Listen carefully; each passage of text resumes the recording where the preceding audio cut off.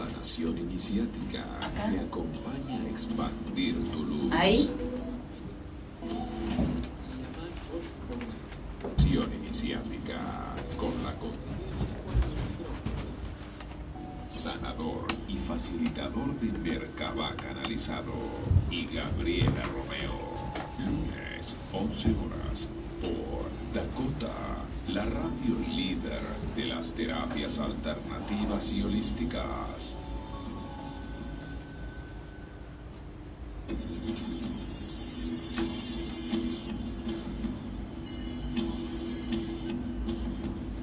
www.fmdakota.com, Buenos Aires, Argentina.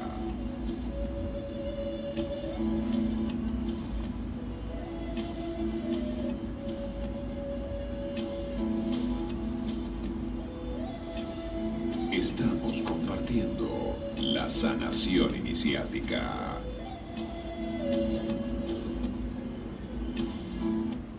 Hola, hola, hola, ¿cómo están? Esto es la sanación iniciática y como siempre los lunes a las 11 horas compartiendo con ustedes todas estas reflexiones de luz a partir de la enseñanza del Merkabah canalizado y muchos temas más. Y me acompaña como siempre la adorable y dulce Gabriela Romeo. Hola, ¿cómo están? Buen día. Hola, Man. ¿Cómo estás, Gabrielita? Sí.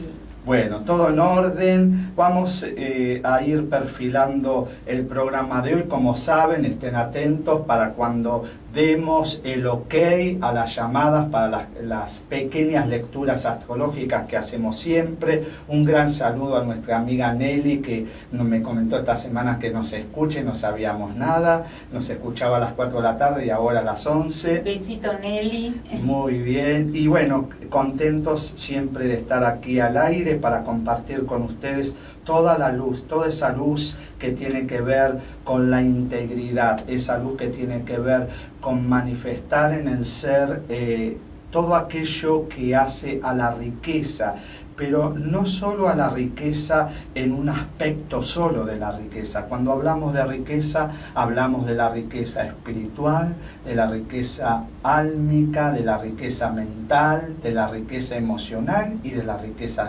física. Pero todo esto, ¿a qué viene? ¿Por qué lo estoy diciendo? Porque hay un tema fundamental para hablar de esto. Sí, Amán. Yo quisiera que explicaras un poquito esto de ser servidor o sirviente de la luz. Exacto. Hay una gran confusión entre ser servidor y sirviente de la luz. Mucha gente cree que ser sirviente es una actitud honorable y hasta de humildad. Y hay una gran confusión en todo esto, porque uno puede ser humilde sin que por esto tenga que agachar, digamos, la cabeza en un sentido peyorativo, ¿no? Sino comprender que hay una gran diferencia entre ser servidor y ser sirviente. Un sirviente no puede elegir lo que debe hacer, porque recibe una orden para hacer determinadas cosas, a diferencia de que un servidor puede elegir cómo hacer las cosas. Por ejemplo, vamos a poner un ejemplo práctico. Tenemos en la operación técnica, como siempre, que nos acompaña Diego, ¿no? Diego, por ejemplo, es un servidor. ¿Por qué es un servidor? Porque él sabe controlar todo lo que tiene que disponer para que salga al aire correctamente. Entonces, minutos, segundos antes nos dijo: Gabriela, correte un poco más a la izquierda, Amán, correte un poco más a la derecha. Entonces, ¿qué quiere decir? Que él está actuando en servicio para que las cosas salgan de la mejor manera.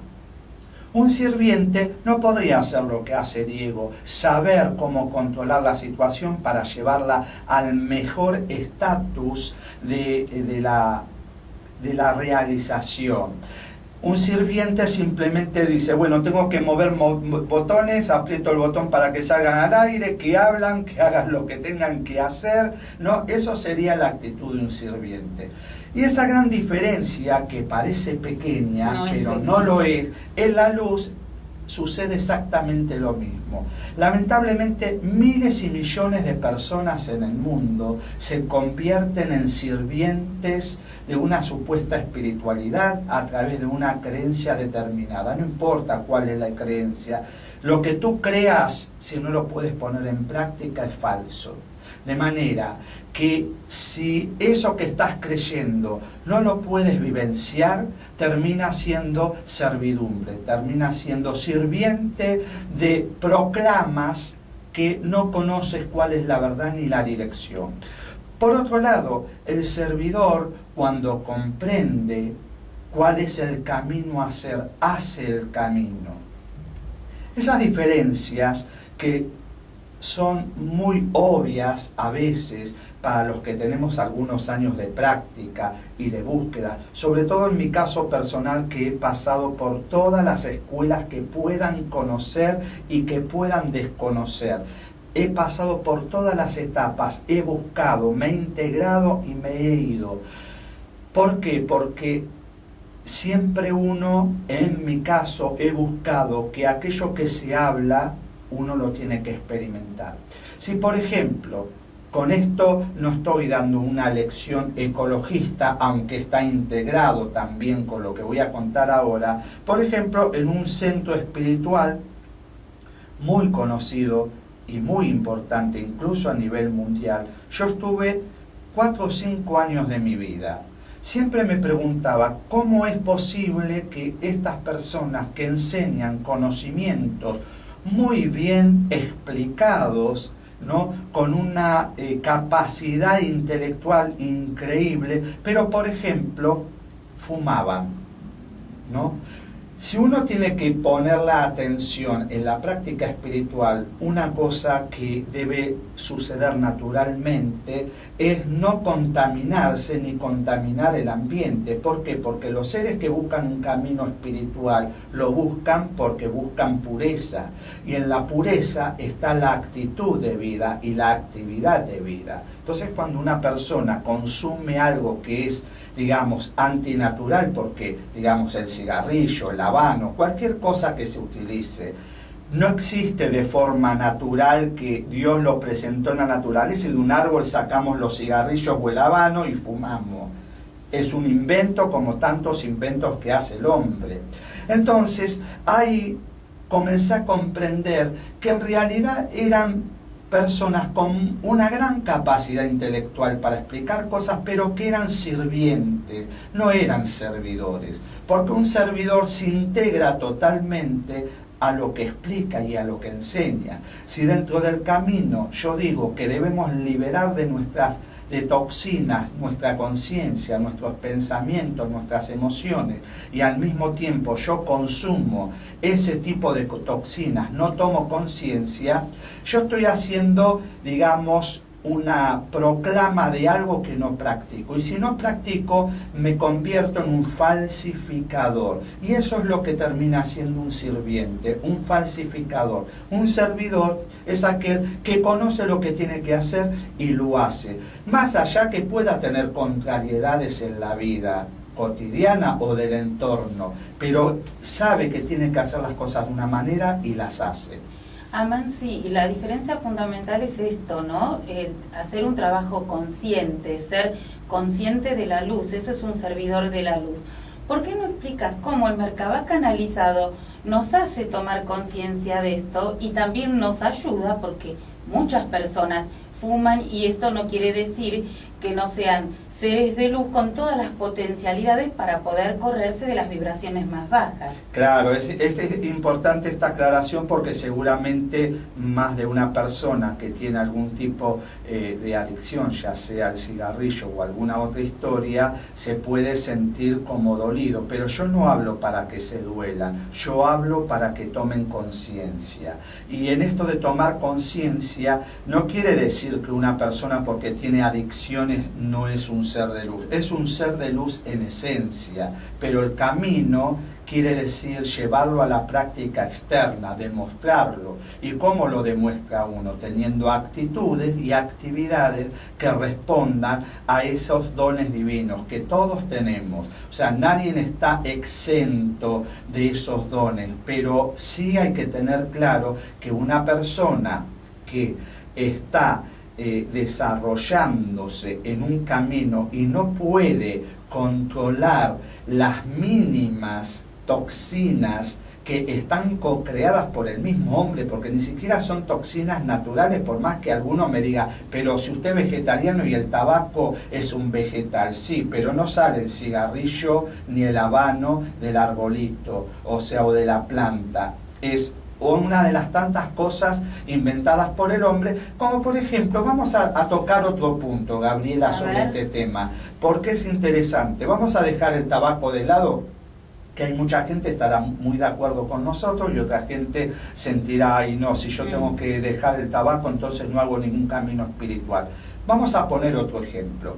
El azúcar blanca refinada es altamente tóxica, sin embargo se utiliza en un gran porcentaje de nuestra vida a través de las masas, a través de los dulces y un montón de cosas. Por ejemplo, ¿por qué el azúcar es tóxica para nuestro organismo? En principio porque no es natural, está refinada. ¿Con qué está refinada? Se refina con huesos molidos de animales muertos para blanquearla y de esta manera sacarle al producto el dulzor, que es lo que necesita el hombre para sus partes gastronómicas.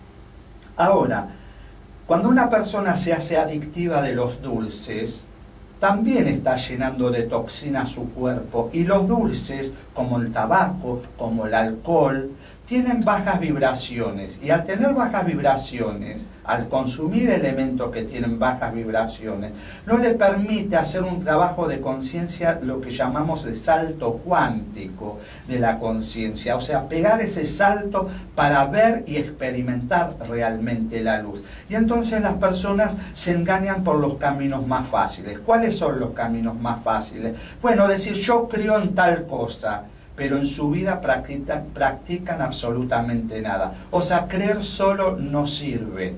Amán, es muy importante, interesante lo que vos dijiste, pero me gustaría también que nos ocupemos de todos aquellos que o por primera vez nos escuchan o que realmente tienen intención de empezar un camino espiritual y necesitan una guía. ¿Por qué no explicas fácil para la gente que nunca escuchó hablar qué es el Merkabah canalizado y en qué consiste esta práctica? ¿Qué es lo primero que se logra? Bueno, a través de la práctica del Merkabah lo que se logra es tomar conciencia de que hay una práctica, que eso es fundamental. El Merkabah no es una pildorita que la vamos a tomar cuando tenemos síntomas, ¿no? Sino que es una práctica constante, y esa es la diferencia, una práctica constante de la conciencia, porque si la conciencia no está alineada y sincronizada diariamente con los valores más altos de su propia esencia,